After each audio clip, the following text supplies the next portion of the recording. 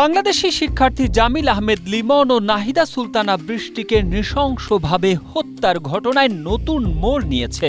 এতদিন লিমন বৃষ্টি হত্যায় মূল আসামি হিসেবে হিশাম আবু গরবেহের নাম প্রকাশ পেলেও এবার জানা গেল এই হত্যাকাণ্ডে আরও একজন জড়িত।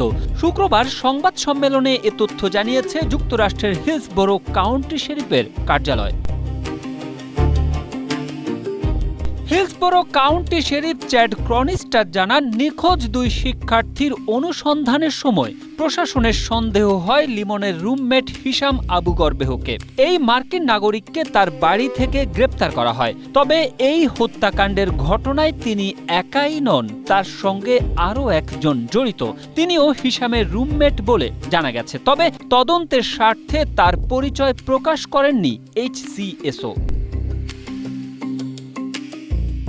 যুক্তরাষ্ট্রের হিলসবোরো কাউন্টি শেরিফের কার্যালয় HCSO আরও জানায়, বৃষ্টি ও লিমন শুধু শিক্ষার্থী ছিল না, তারা ছিল উদ্যমী ও মেধাবী। উজ্জ্বল ভবিষ্যৎ প্রাপ্ত ছিল তাদের, কিন্তু ঘাতক তা হতে দেয়নি।